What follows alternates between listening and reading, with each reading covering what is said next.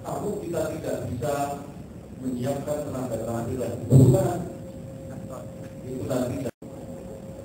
Kalau kita lihat di sini, skill yang tenaga kerja terakhir, yang skill maupun yang high skill, itu setiap tahun berubah cukup. Pencapaian atau upaya yang akan dilakukan oleh pemerintah yaitu untuk artinya untuk mencerdaskan kehidupan bangsa. Kemudian ada namanya PSU, itu pendidikan menengah universal, yang menjadi masalah bagi masyarakat anak didik itu dengan dididik secara tatap muka, itu di pendidikan secara tatap muka di sekolah itu nampaknya agak sulit, agaknya kalau agak muka saja. Anak-anak yang dididik itu agak sulit. Namun demikian kami menyambut baik bahwa di Kabupaten Merangin dapat jadi untuk percontohannya, pilot proyeknya. Kemudian itu dengan modul sistem yang jadi pertanyaan bagi kami itu sistem bagaimana sistem pembelajaran, apakah sama dengan universitas dan progresif.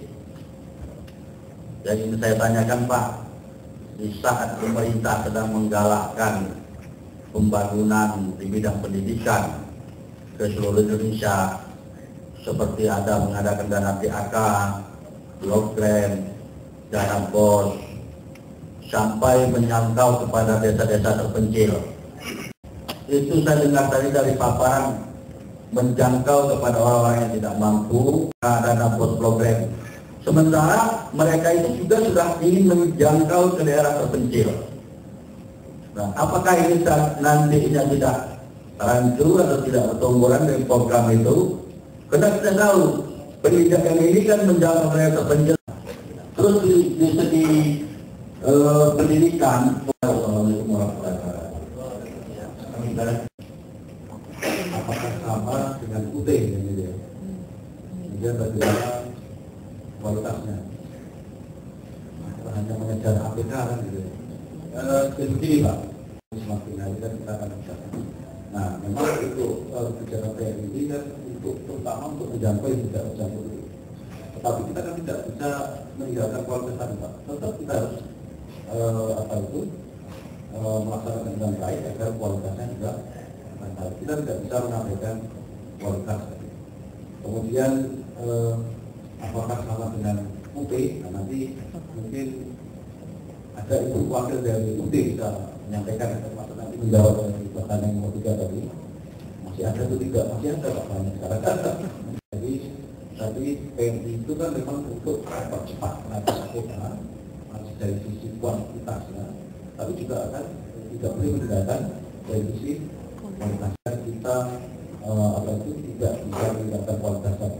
Yang mana yang berkualitas tadi tahun 2020 jadi 97%. Ini semua. Tetapi memang untuk sekolah menengah terbuka itu tahun ajaran nanti baru dimulai di 6 lokasi. Nah, salah satunya di Merangin untuk sekolah menengah terbuka. Kenapa Merangin? Nah, nanti Pak Budi juga akan bisa membantu. Paling tidak itu adalah dipilih dari kabupaten yang APK-nya masih di bawah rata-rata. Jadi APK masih rata-rata.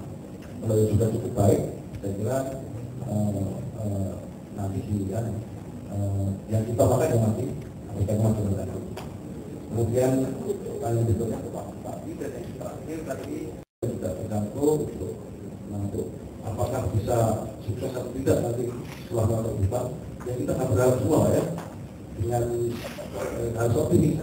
Kita harus optimis bahwa ketika ini nanti bisa menjangkau yang tidak terjangkau. Jadi menjangkau yang tidak terjangkau tadi kan bisa kami sampaikan tidak hanya dari sisi geografi, menjangkau yang tidak terjangkau karena memang selain jauh terbuka, mengadakan akun, mengadakan daerah 3T, jadi banyak.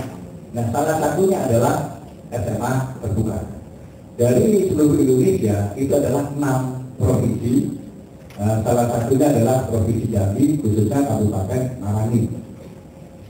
Jadi kalau Merangin itu dipilih karena daerahnya adalah daerah yang APK-nya benar. Tetapi di sisi lain Di mana ada sekolah induk. Sekolah induk inilah yang cukup berkualitas. Sehingga sekolah induk inilah yang akan menampung semua napi-napi kepada anak-anak yang sekolah di SMA terbuka.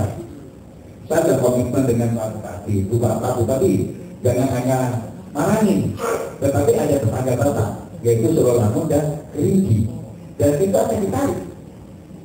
Jadi untuk SMA terbuka tidak didominasi oleh Kabupaten Marangin, tidak terbatas.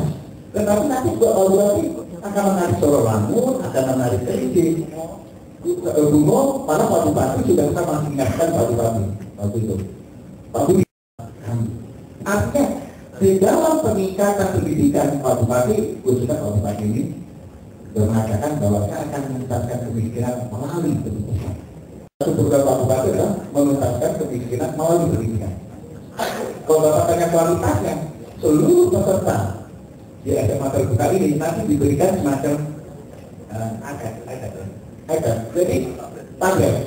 Jadi anak-anak SMA terbuka ini nanti akan menguasai teknologi. Mantan teknologi bisa ada Pak Ari sama Pak Gatot. Jadi anak-anak SMA terbuka itu nanti belajar melalui target.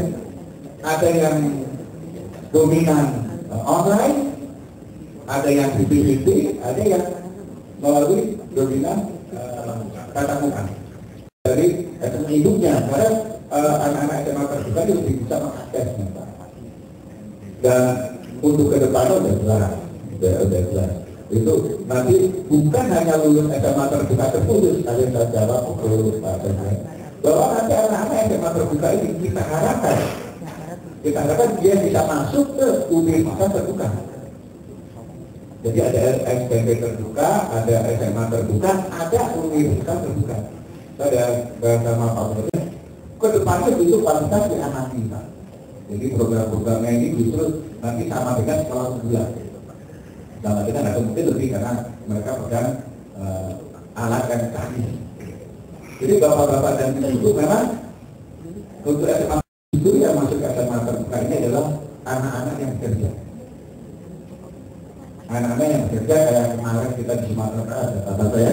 Jadi untuk tadi ada di sini dukungan dari pemerintah kabupaten dan wali kota. Kenapa? Pemerintah kota. Kenapa? Karena banyak sekolah yang belum difasilitasi listrik. Selama pendidikan itu listrik itu tidak utama, karena listrik dulu hanya dipakai untuk penerangan. Sekarang ini proses pembelajaran itu tidak bisa dipisahkan dengan kebutuhan listrik. Jadi proses pembelajaran itu harus ada listrik, tidak bisa lagi enggak. Karena apa? Pembelajaran harus menggunakan sudah pakai komputer dan lain-lain tanpa listrik tidak mungkin. Nah itu yang harus dilihat. Kalau Bapak dari media jadi melihat tulisan dari di Kompas, itu ada tulisan kita di sana sekolah di bawah tanpa listrik sehingga mereka lagi terbelakang berapa lama. Itu hari ini dibahas ada itu. Nah itulah kenapa kita pentingnya di situ.